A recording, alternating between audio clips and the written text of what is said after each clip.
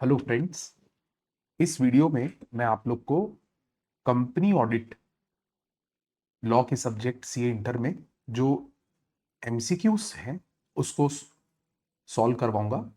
और इस वीडियो में मैं हर टाइप के एमसीक्यू को सॉल्व करूंगा जो कि ऑडिट और ऑडिटर से रिलेटेड हो, चाहे वो एक सिंपल एमसीक्यू हो, चाहे केस स्टडी एमसीक्यू हो।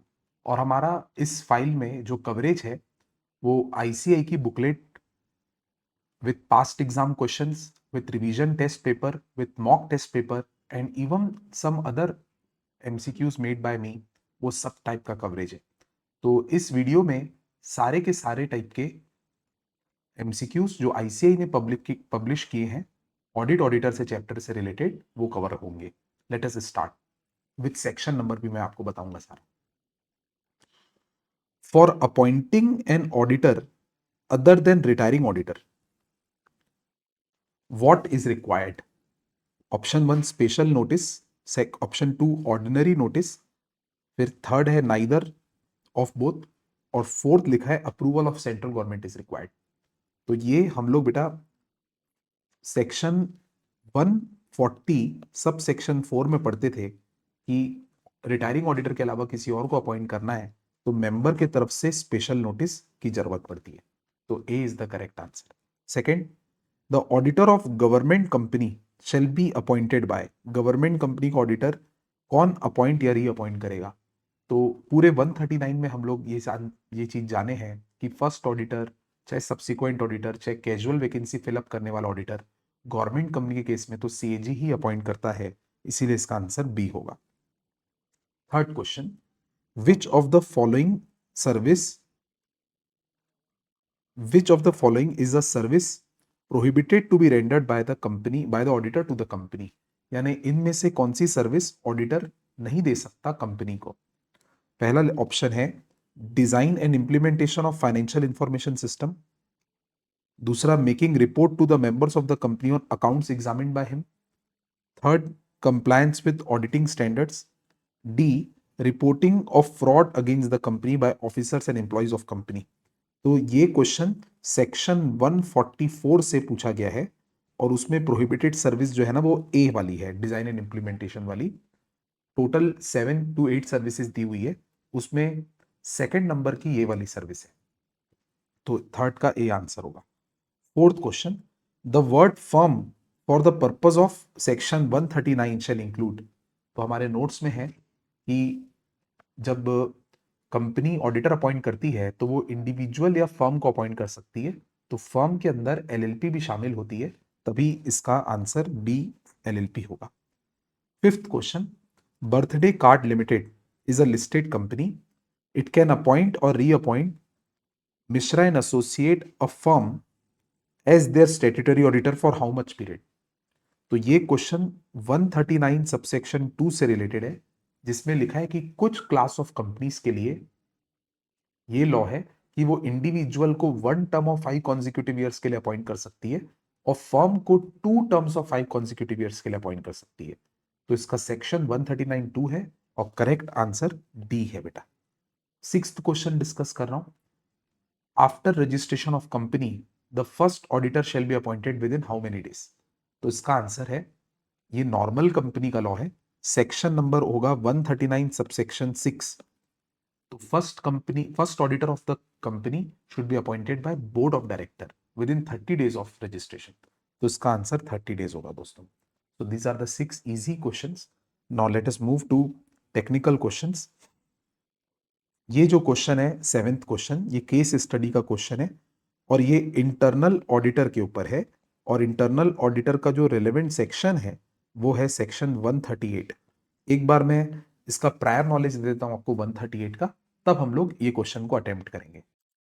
138 का प्रायर नॉलेज ये है कि सबसे पहले ये सीखना पड़ता है कि इंटरनल ऑडिटर अपॉइंट करना कौन सी कंपनीज के लिए मैंडेटरी है। तो उसकी लिस्ट है, एवरी लिस्टेड कंपनी के लिए मैंडेटरी है, और फिर अनलिस्टेड पब्लिक कंपनी को तब अपॉइंट करना है, मैं क्लास में ऐसे पढ़ाया था, 25 करोड़, 50 करोड़, 100 करोड़ और 200 करोड़, ये फिगर्स को याद करेंगे। और 25 करोड़ जो फिगर है वो डिपॉजिट्स का है, 50 करोड़ जो फिगर है ये पेड अप कैपिटल का है, 100 करोड़ जो फिगर है ये बोरोइंग्स का है, बैंक्स और फाइनेंशियल इंस्टीट्यूशन से जो बोरिंग होती है, और 200 करोड़ जो फिगर है ये टर्नओवर का है। ये सभी फिगर्स प्रीसीडिंग फाइनेंशियल ईयर के एंड के देखे जाएंगे, प्रीसीडिंग फाइनेंशियल ईयर के। उसके ऊपर डिपेंड करेगा कि इस साल इंटरनल ऑडिटर अपॉइंट करना है कि नहीं। और प्राइवेट कंपनी के लिए इस दो फिगर्स इंपॉर्टेंट है इसी में, एक 100 करोड़ और एक 200 करोड़। ऑफ कोर्स 100 करोड़ फिर से बोरोइंग्स का फिगर होगा और 200 फिगर टर्नओवर का। अगर प्रीसीडिंग फाइनेंशियल ईयर में इतना या इससे ज्यादा का ये फिगर क्रॉस हुआ, थ्रेशोल्ड क्रॉस हुई, तो कंपनी को इंटरनल ऑडिटर अपॉइंट करना मैंडेटरी होगा। और इसमें ये भी बात इंपॉर्टेंट है कि ऑडिट कमेटी जो होती है कंपनी के अंदर, या खुद बोर्ड ऑफ डायरेक्टर, वो डिसाइड करता है कि इंटरनल ऑडिट का स्कोप, फंक्शनिंग और पीरियोडिसिटी और मेथडोलॉजी क्या होगा। और इंटरनल ऑडिटर बनने के लिए कौन व्यक्ति क्वालिफाइड है, ये भी हमारे एमसीक्यू में भी कवर होने वाला है, तो अभी से ही बता दे रहा हूं।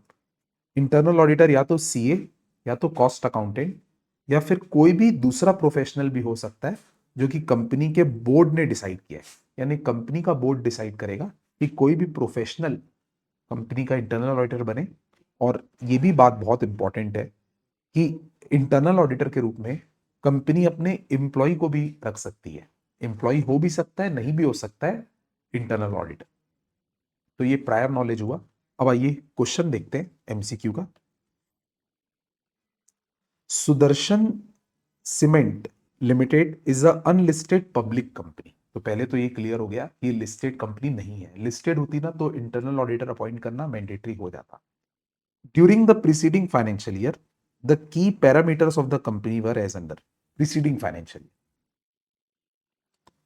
तो कंपनी की लाइफ का पहला फाइनेंशियल ईयर, ये कंपनी की लाइफ का सेकंड फाइनेंशियल ईयर, ये कंपनी की लाइफ का थर्ड फाइनेंशियल ईयर। अभी तक कंपनी को बने हुए 3 फाइनेंशियल ईयर हुए। इन तीनों साल का पेड अप कैपिटल अगर आप देखेंगे तो 45, 45 और 45 रहा है। और अभी अभी मैं आपको जो लिमिट याद कराया था उसमें पेड अप कैपिटल का ना 50 करोड़ थ्रेशोल्ड था। तो पेड अप कैपिटल के पॉइंट ऑफ व्यू से ये कंपनी छोटी है। फिर टर्नओवर लिखा है, टर्नओवर का अमाउंट 200 था, याद करेंगे अगर आप, तो तीनों ही सालों में इस कंपनी का टर्नओवर 200 से कम है।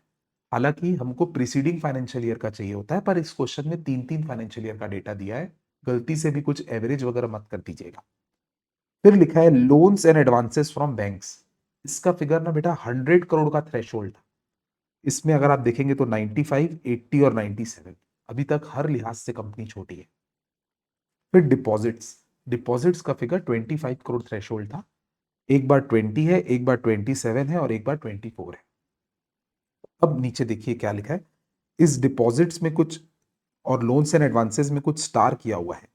लिखा है the minimum and maximum outstanding of the loans and advances during the respective financial year were as under. यानी अब हमको इन तीनों फाइनेंशियल ईयर की एक और डिटेल पता चलेगी कि लोन जो इनको बैंक से मिला है और बोरोइंग जो इन्होंने पब्लिक से लेस की है, पब्लिक डिपॉजिट्स, इनका maximum figure during the financial year कहां तक गया था। ये लोग ये मैक्सिमम फिगर को इसलिए बता रहे हैं मेरे दोस्तों, क्योंकि जो लॉ की लैंग्वेज थी ना उसमें ये था कि ये at any point of time देखे जाते हैं during the financial year, at any point of time.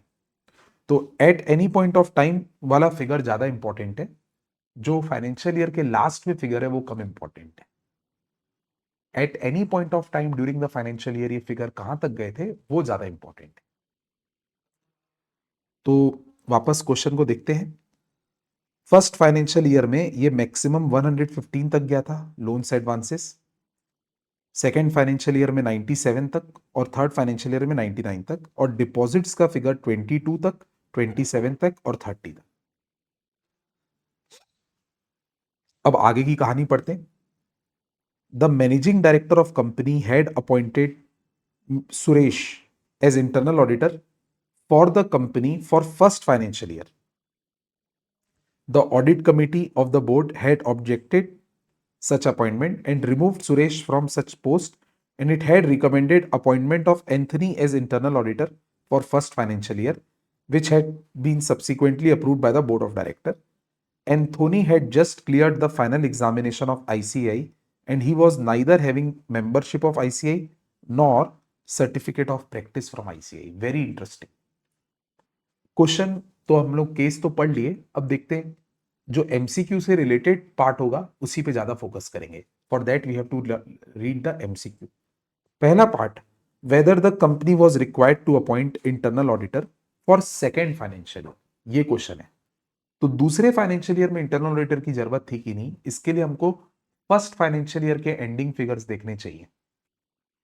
तो सेकेंड फाइनेंशियल ईयर के लिए मेरे दोस्तों फर्स्ट फाइनेंशियल ईयर के फिगर काम के होंगे। तो paid up capital at the end तो 45 था, तो ये लिमिट से कम है। टर्नओवर 200 से कम है, बहुत अच्छी बात।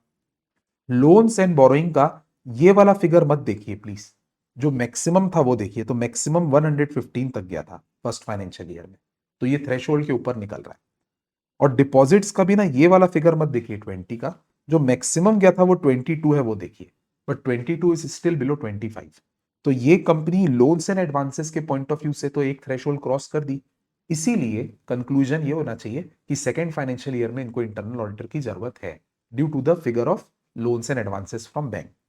तो क्वेश्चन की रिक्वायर ऑप्शंस देख लेंगे, काफी ऑप्शंस खुद से पढ़ लीजिए एक बार।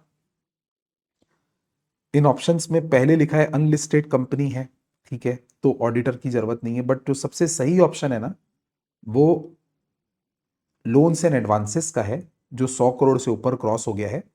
तो highest amount of loans during the first financial year was 115 crore, hence it is required to appoint internal auditor, is the correct answer. तो ये C is the correct answer of first MCQ. Second part देखते हैं, whether the company was required to appoint internal auditor for third financial year। तो third financial year तो company का ये वाला है, इसके लिए अपने को सेकेंड फाइनेंशियल ईयर के फिगर्स देखने पड़ेंगे। थोड़ा फास्ट देखते हैं। Turnover sorry paid up capital 50 से कम, इस वजह से तो नहीं करना पड़ेगा। टर्नओवर 200 से कम, इस वजह से भी नहीं करना पड़ेगा।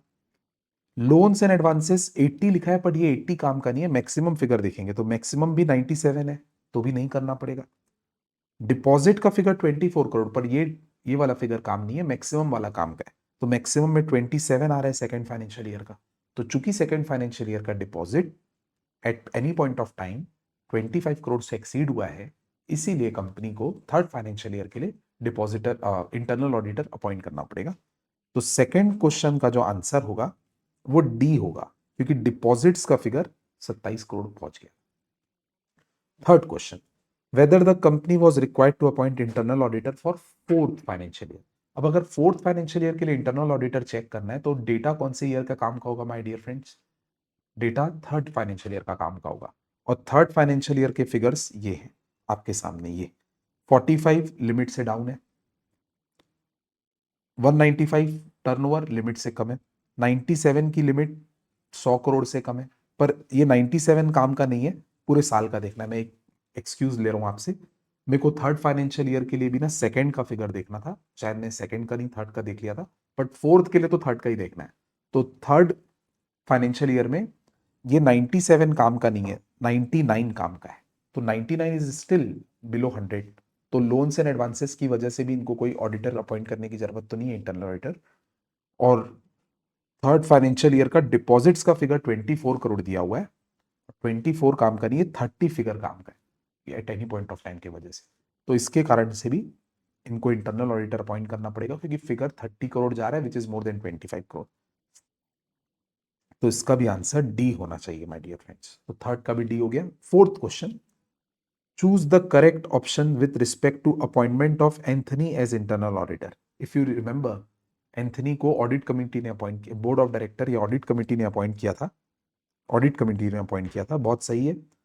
और वो सीए जरूर था, पास जरूर हुआ था, बट उसके पास आईसीआई की मेंबरशिप नहीं थी और सर्टिफिकेट ऑफ प्रैक्टिस भी नहीं था। तो क्वेश्चन है, person should be CA means he should have at least membership of ICAI, ये option. Appointment of CA who is not having COP from ICAI is not valid appointment, ये तो बिल्कुल गलत, क्योंकि सीओपी होना कोई जरूरी नहीं है इंटरनल ऑडिटर बनने के लिए। थर्ड ऑप्शन लिखा है, a person who is CA और सीएमए और any other professional as may be decided by board may be appointed as internal auditor whether he is engaged in practice or not। Law के हिसाब से तो यही सबसे सही आंसर है।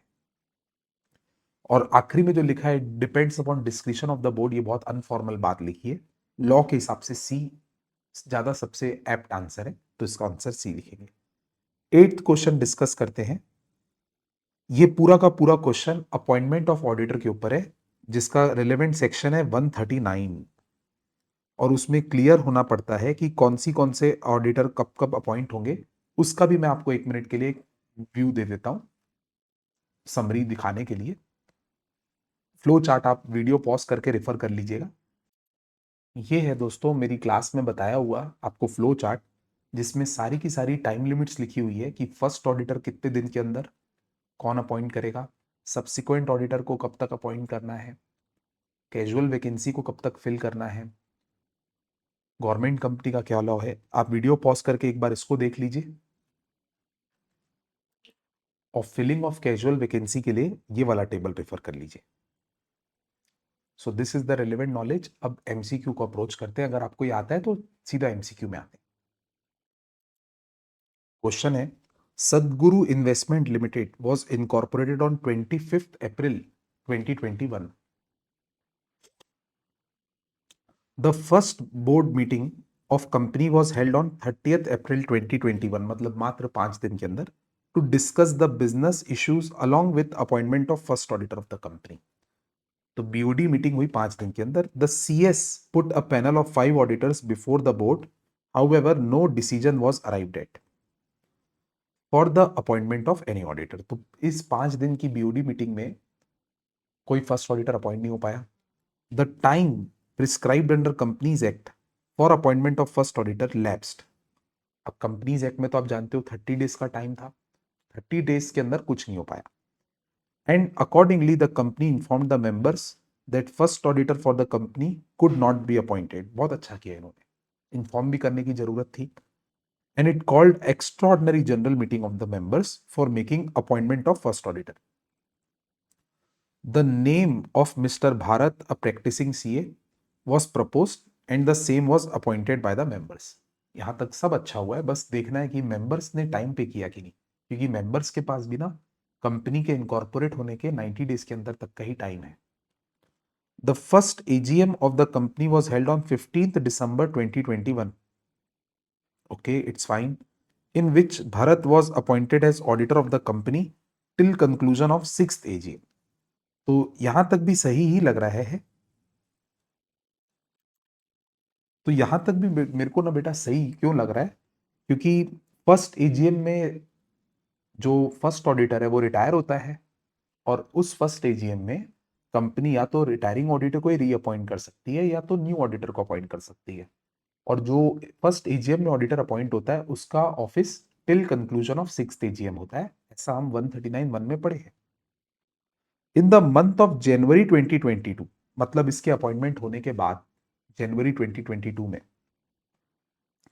a news was published in the local newspaper that Bharat was sentenced to imprisonment for a period of 2 years by court of law for the offense of fraud, for which he was going to appeal before the higher court against the decision of lower court. But बेटा अब आप ये बात को मैं एकदम frankly बोल दूं, अगर कोर्ट ने ऑडिटर को ऑफेंस इन्वॉल्विंग फ्रॉड के लिए गिल्टी माना है, तो वो व्यक्ति डिस्क्वालिफाइड हो जाता है ऑडिटर बनने के लिए किसी भी कंपनी का for a period of 10 years।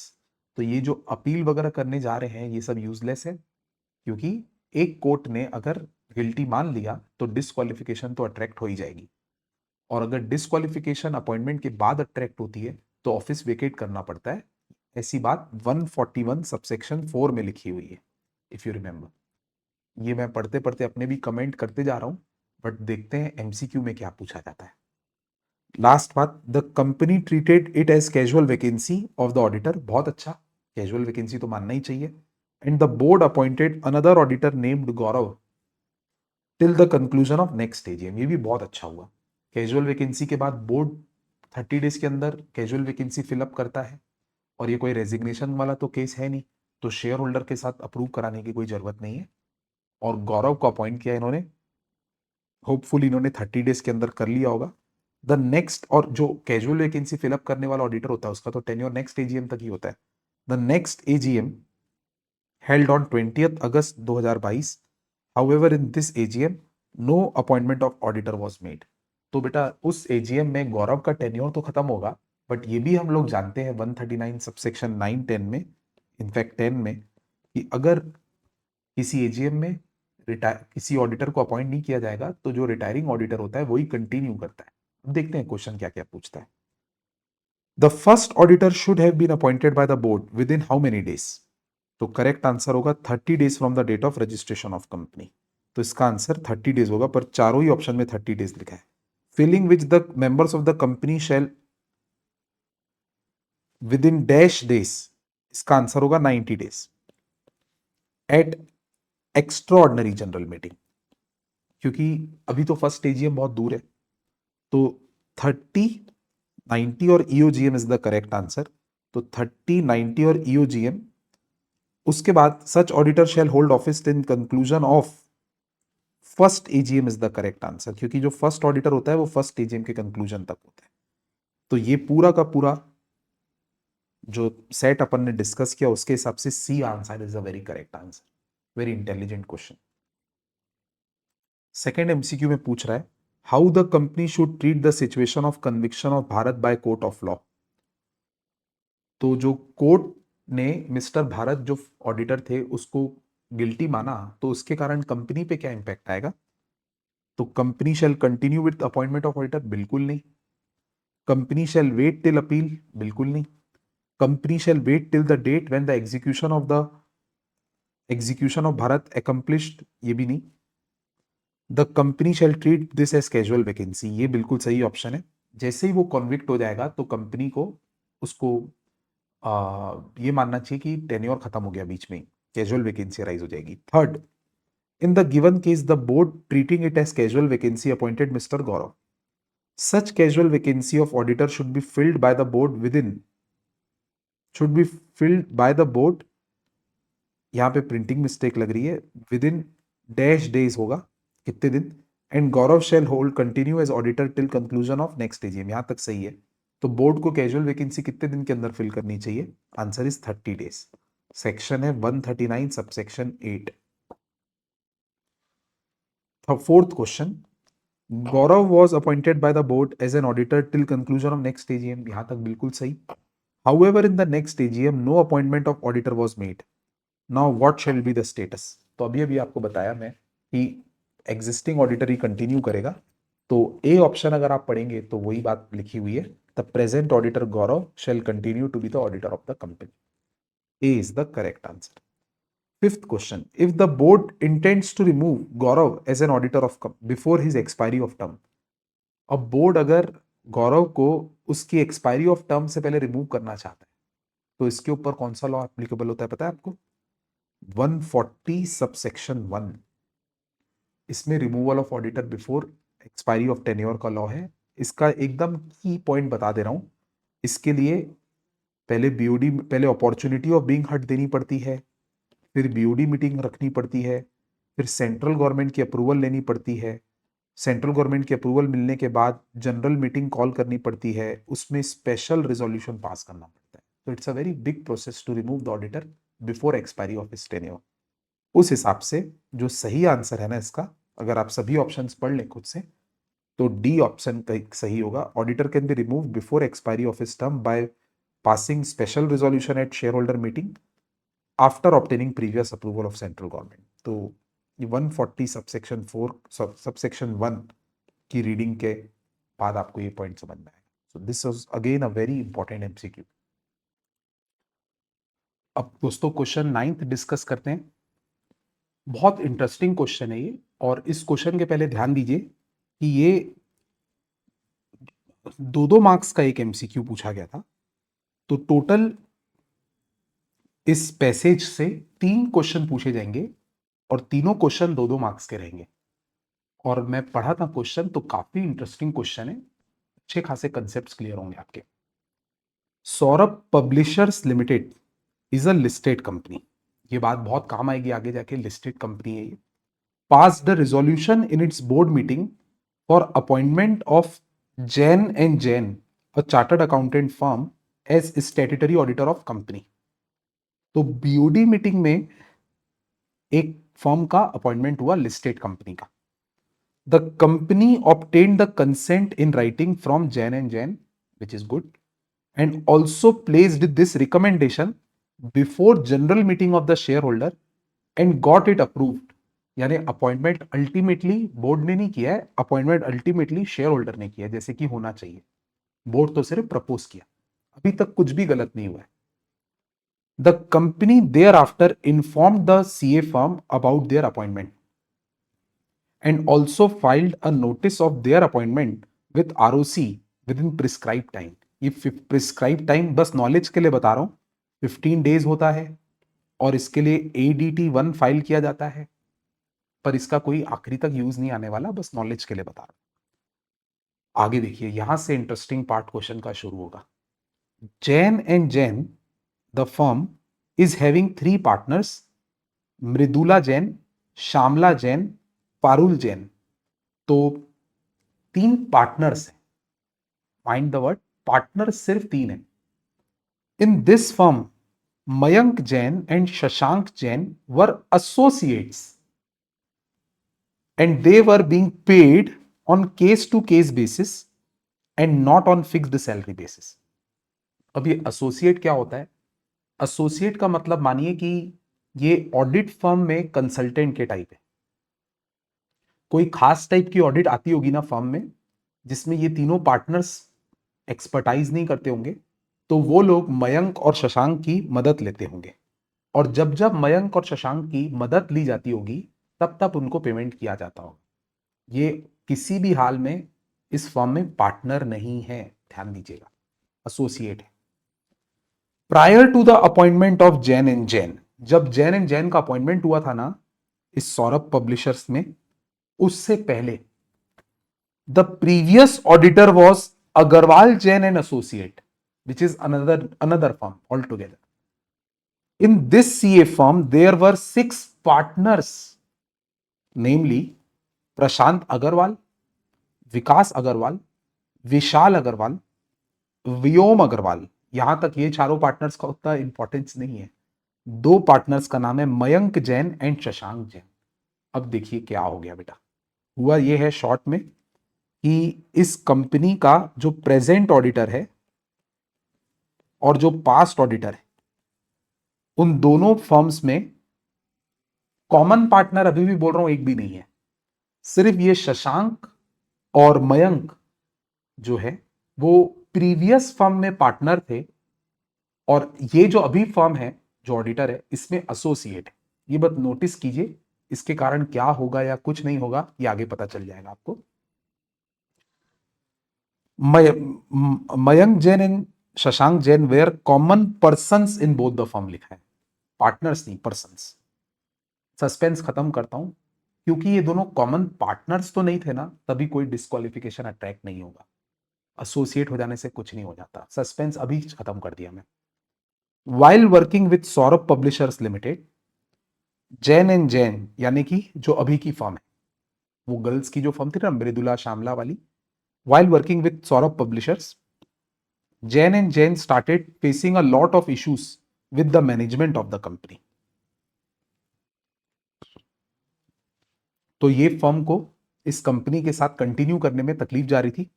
After some time, due to this disputes with the management, Jain and Jain resigned from company. थोड़ा नॉलेज लीजिए बेटा, यहाँ पे एग्जिस्टिंग ऑडिटर जो है वो कंपनी से रेजिग्नेशन ले रहे हैं। बस जनरल नॉलेज के लिए बोल रहा हूं कि रेजिग्नेशन के केस में सेक्शन एप्लीकेबल होता है 140 सब सेक्शन 2 एंड 3, और ये भी हम जानते हैं कि 139(8) कहता है कि जब कैजुअल वैकेंसी रेजिग्नेशन के कारण होती है तो 30 डेज के अंदर बीओडी तो अपॉइंटमेंट कर देंगे न्यू ऑडिटर का, बट उनके रिकमेंडेशन के 3 मंथ्स के अंदर एक नई जनरल मीटिंग कॉल करनी पड़ती है, जिसमें उस अपॉइंटमेंट को अप्रूव कराना पड़ता है शेयर होल्डर्स के द्वारा जनरल मीटिंग में। है इस 3 क्वेश्चन क्या क्या पूछे गए हैं वो देखते हैं। The newly appointed CA firm that is Jain and Jain and retiring CA firm that is Agarwal Jain have common persons Mayank and Shashank. Whether the appointment of Jain and Jain in Saurabh Publishers Limited is valid as per the provisions of Companies Act. The answer is yes, of course it is valid. यहाँ पे disqualification applicable नहीं होगा। अगर सौरभ और ये सौरभ नहीं, शशांक और Mayank common partners होते तब डिस्क्वालिफिकेशन अट्रैक्ट होता। तो आंसर है इसका B for Bombay. Mayank and Shashank are associates of Jain and not the partners. Hence, appointment is valid. Second question, what would have been the position if Mayank and Shashank are partners in Jain? तो अगर partner होते तो disqualification हो जाता। इसका suggested answer होना चाहिए C, the appointment of Jain would not have been in terms of provisions, क्योंकि कंपनीज एक्ट का कॉन्ट्रावेंशन हो जाता। Third question, in the given case Jain due to some disputes resigned from the company, choose the correct option in respect of filling the casual vacancy। तो casual vacancy fill कैसे होगी, इसका सबसे सही answer आप सभी ऑप्शंस पढ़ने के बाद देखिएगा, बी फॉर बॉम्बे है। रेजिग्नेशन जो है, BOD shall appoint the new auditor within 30 days and such appointment shall be approved by the shareholder in general meeting within 3 months. This is 9th question for you, my dear friend. 10th question भी काफी interesting और नया question है, mock test paper नवंबर 19 का। BSP limited appointed XPP A company LLP as their statutory auditor for the year ended 31st March 18 on 18th June 18 as per 139(8) of Companies Act to fill the casual vacancy caused by the resignation of previous statutory auditors to hold office till conclusion of next AGM of BSP Limited। अभी तक का translation 18th जून 2018 को appointment हो रहा है एक firm का, और ये कैजुअल वैकेंसी फिलअप करने के लिए अपॉइंट हुई, मतलब टेम्पररी अपॉइंटमेंट है, और साफ साफ लिखा है कि नेक्स्ट एजीएम तक ऑफिस होल्ड करेंगे, शॉर्ट में बोल रहा हूं। और जो ये कंपनी है ना बीएसपी लिमिटेड, ये एक लिस्टेड कंपनी है, बॉम्बे स्टॉक एक्सचेंज और एनएससी स्टॉक एक्सचेंज दोनों में लिस्टेड है। तो फिर 139(2) भी एप्लीकेबल होगा, रोटेशन वाला, जिसमें ये लिखा है कि एक फर्म को मैक्सिमम 2 कॉन्जिक्यूटिव ईयर्स के लिए और एक इंडिविजुअल को maximum 1 term of 5 consecutive years के लिए अपॉइंट करेंगे। फर्म को maximum 2 terms of 5 consecutive years, individual को maximum 1 term of 5 consecutive years के लिए अपॉइंट करेंगे। अब क्वेश्चन बहुत इंटरेस्टिंग हो जाएगा इस लाइन के कारण। BSP limited is covered under auditors rotation requirement, वो तो हमको पता ही है, लिस्टेड थी तो होना ही था। And it wants to reappoint XPP and company LLP, यानी यही वाली फर्म को वो रीअपॉइंट करना चाहती है एट देयर AGM है, ये प्रिंटिंग मिस्टेक है, eight there next AGM please advice. यानी क्या नेक्स्ट AGM में जब इनका कैजुअल वैकेंसी वाला टेन्योर खत्म होगा तो क्या ये दोबारा स्टैट्यूटरी ऑडिटर के लिए रीअपॉइंट हो सकते हैं क्या? तो पहला ऑप्शन लिखा है XPP and company LLP can be reappointed for a term of 5 consecutive years each at the AGM, and after that can be considered for reappointment for another 5 consecutive years। भाई सिर्फ इसी पॉइंट को consider कीजिए। ये लोग कह रहे हैं कि 18 जून 18 के बाद जो AGM होगी 1-2 महीने में, उस AGM में जब इनका टेन्योर खत्म होगा कैजुअल वैकेंसी वाला, तो क्या उस AGM में हम इस कंपनी को 5 साल के लिए रीअपॉइंट कर सकते हैं? The answer to that is absolutely yes. फिर जब वो वाला टेन्योर खत्म हो जाएगा 5 साल का, तो क्या उस एजीएम में दोबारा हम इन्हीं को कंसिडर कर सकते हैं और 5 साल के लिए? The answer to that is also yes, because कोई भी फर्म डिस्क्वालीफाई तब होती है जब उसने 2 terms of 5 consecutive years each enjoy किए हो। इस एग्जाम्पल में ये जो XPP है, इसने पहला टर्म बेचारा सिर्फ कैजुअल वैकेंसी वाला एंजॉय किया, दूसरा टर्म 5 कॉन्जिक्यूटिव ईयर्स ईच वाला एंजॉय किया था। अभी तक 2 टर्म्स ऑफ 5 कॉन्जिक्यूटिव ईयर्स तो एंजॉय नहीं किए ना, यानी 10 साल तो एंजॉय नहीं किए ना, तो चूंकि उन्होंने अभी तक 10 साल नहीं एंजॉय किए हैं, तभी इनको फिर से 5 साल का टेन्योर देने के लिए कंसिडर जरूर कर सकते हैं। इसीलिए जो फर्स्ट ऑप्शन दिया है वो एकदम सही है, उसी को आंसर मानेंगे इस क्वेश्चन का। ये 11th क्वेश्चन पढ़ते हैं। Which of the following companies shall not require to constitute audit committee of the board? अब ऑडिट कमिटी का लॉ आप लोग को ब्रीफ करके दिखा देता हूं, क्या याद किए थे। इसके लिए रिलेवेंट सेक्शन था 177, यहीं पे बोल के बता देता हूं बेटा। लिस्टेड कंपनीज के लिए मैंडेटरी है, फिर ऐसी पब्लिक कंपनी के लिए मैंडेटरी है जिसका पेड अप कैपिटल 10 करोड़ और मोर था प्रीसीडिंग फाइनेंशियल ईयर में, बोरोइंग का फिगर 50 करोड़ और मोर था प्रीसीडिंग फाइनेंशियल ईयर में, और टर्नओवर का फिगर 100 करोड़ और मोर था प्रीसीडिंग फाइनेंशियल ईयर में। बस पब्लिक कंपनी के लिए, प्राइवेट के लिए नहीं होता कभी भी, और लिस्टेड के लिए वैसे भी मैंडेटरी है। ये 177 में सीखे हैं हम। अब देखते हैं ये क्वेश्चन क्या कहता है। विच of the following shall not constitute audit committee? All unlisted public company with paid up capital of 10 crore और मोर। नहीं बेटा, इनको तो अपॉइंट करना पड़ेगा, इनके लिए तो यस है। All unlisted public company having turnover of 50 crore और मोर, नहीं, इनके लिए नो है, इनको अपॉइंट करने की आवश्यकता है। All unlisted public company having outstanding loan exceeding 50 crore, इनके लिए भी यस है। तो इसीलिए इस क्वेश्चन का जो आंसर है कि किसके लिए मैंडेटरी नहीं है, वो बी फॉर बॉम्बे आंसर होना चाहिए। नेक्स्ट क्वेश्चन में चलते हैं। PQR Limited is a small company as defined in Companies Act 2013. Mr. X was appointed as statutory auditor of this company for the financial year 1920. What is the maximum tenure allowed to Mr. X to continue to hold the appointment of statutory auditor of PQR Limited as per section 139 of Companies Act? नवंबर 2020 का question है ये। अब देखिए, बड़ा interesting question है। वैसे तो लिखा है for the financial year 1920 appoint हुआ है, पर 139 में अगर हम माने कि ये एक सब्सिक्वेंट ऑडिटर है, तो ये अपॉइंटमेंट 5 साल के लिए होता है, from first 1 AGM to 6th AGM। पर जो इस क्वेश्चन की रिक्वायरमेंट है वो बड़ी निराली है। Maximum tenure allowed to mister X to continue to hold the appointment of statutory auditor, वो क्या होगा? ऑप्शंस भी बड़े दिलचस्प है। 1 term of 5 consecutive years, 2 terms of 5 consecutive years, 3 term of 5 consecutive years, मतलब इनको भी पता है 5 कॉन्जिक्यूटिव ईयर्स वाला है, और आखिरी में लिखा है एनी टर्म विदाउट लिमिट। तो बेटा, क्योंकि एक स्मॉल कंपनी है, ये नेचर दिया था, तो ये रोटेशन ऑफ ऑडिटर के लॉ के द्वारा कवर्ड नहीं है। और अगर ये रोटेशन ऑफ ऑडिटर के लॉ के द्वारा कवर्ड नहीं है ना, तो ये जो मिस्टर एक्स है, ये बारंबार रीअपॉइंट हो सकता है। 1 term of 5 consecutive years he मिलता है अगर रोटेशन ऑफ ऑडिटर का लॉ एप्लीकेबल। अगर रोटेशन का लॉ एप्लीकेबल नहीं है ना, तो रिटायरिंग ऑडिटर को बार बार रीअपॉइंट भी किया जा सकता है, सब्जेक्ट टू सेक्शन 139(9). तो इस क्वेश्चन का आंसर डी होगा, क्योंकि रीअपॉइंटमेंट बार बार अलाउड है ऐसी कंपनीज के केस में।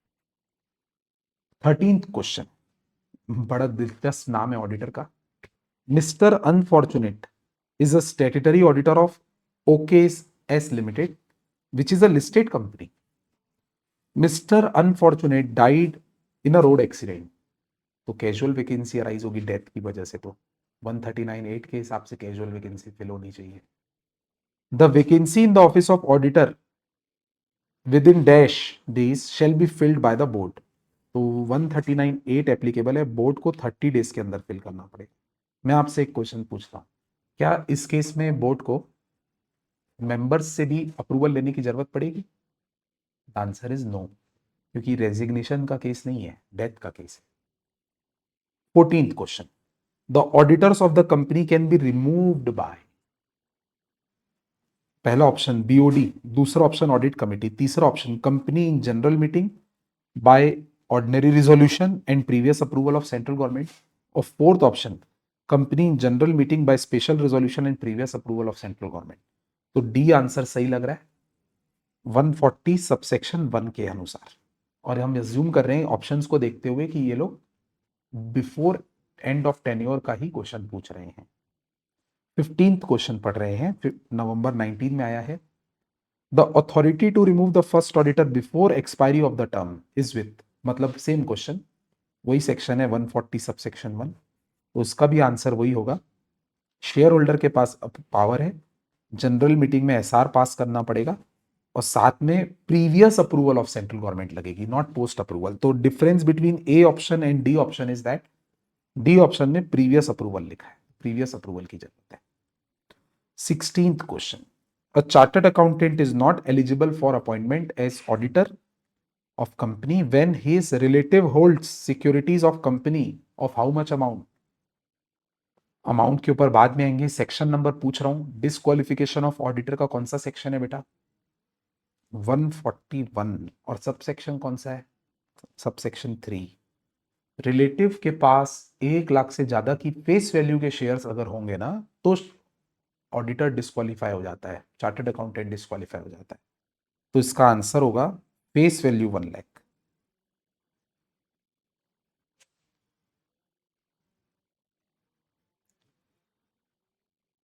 थोड़ी वो है, प्रिंटिंग मिस्टेक है, सी आंसर होगा, पर ये नॉट वर्ड नहीं आना चाहिए। 17th question,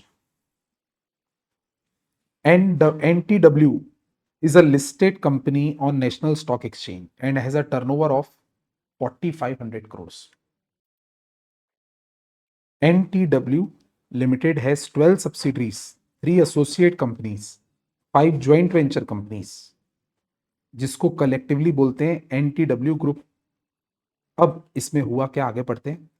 AKW and Company LLP is the statutory auditor of NTW Limited. Full stop.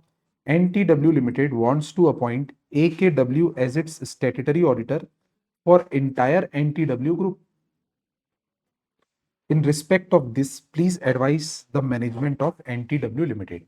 तो क्वेश्चन की सिचुएशन ये है कि हम अगर एक कंपनी के ऑडिटर हैं तो हम उसकी सब्सिडरीज, होल्डिंग और जॉइंट वेंचर के ऑडिटर बन सकते हैं कि नहीं?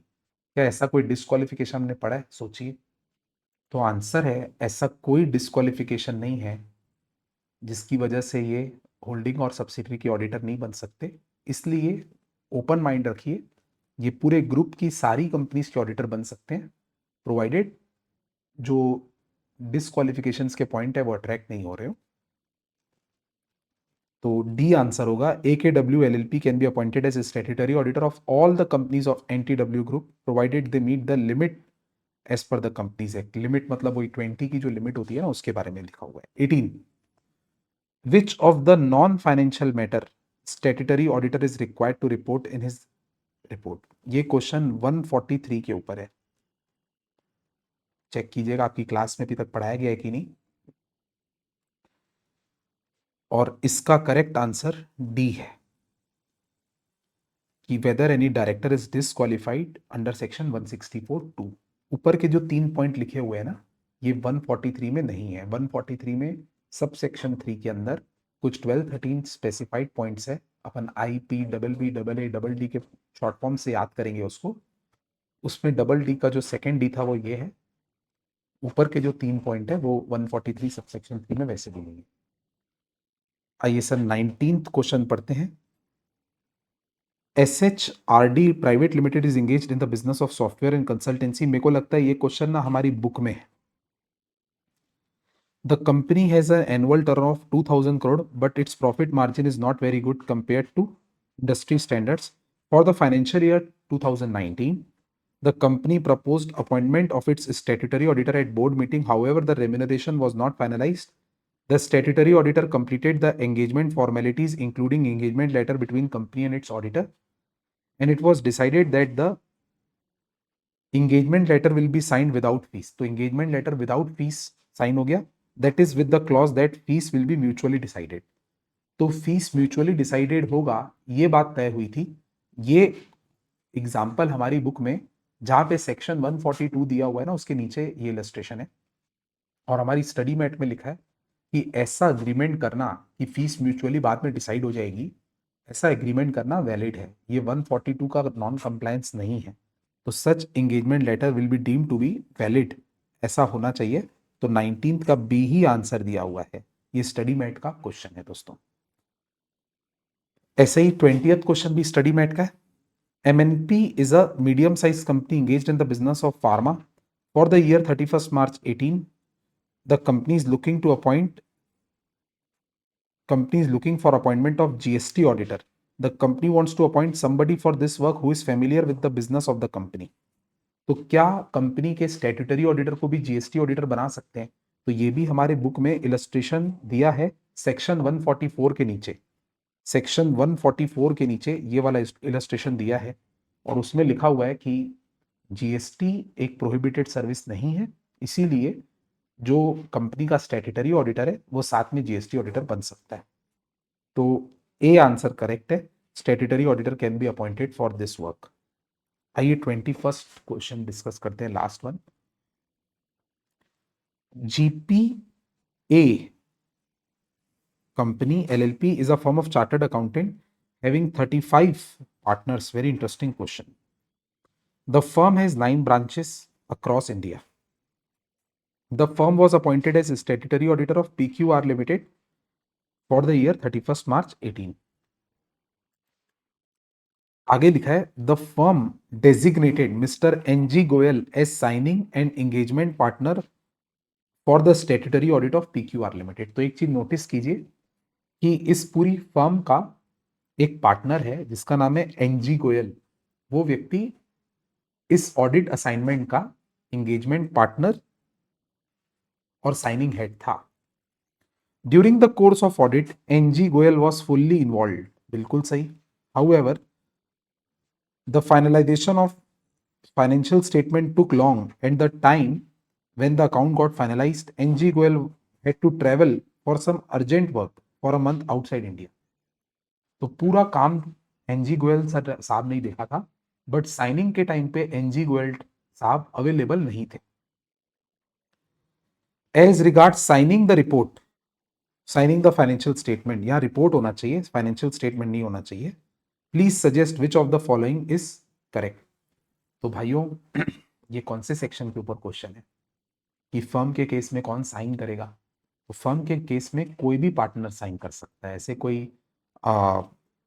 एंगेजमेंट पार्टनर होना या साइनिंग पार्टनर बनना जरूरी नहीं है। प्रैक्टिसिंग कोई भी पार्टनर साइन कर सकता है। ये 141 सबसेक्शन 2 में लिखा हुआ है। इसीलिए इस क्वेश्चन का आंसर सी होगा। In the absence of NG Goel, any other partner of the firm, being CA, can sign the financial statement of PQR Limited. What quality questions दोस्तों, इनको देख के अगली बार खुद से ही पढ़ना। आज के वीडियो में आपको सिर्फ सेक्शन नंबर का रेफरेंस याद कराने के लिए मैंने खुद से रिकॉर्ड किया। I hope you learn from the video. Thank you.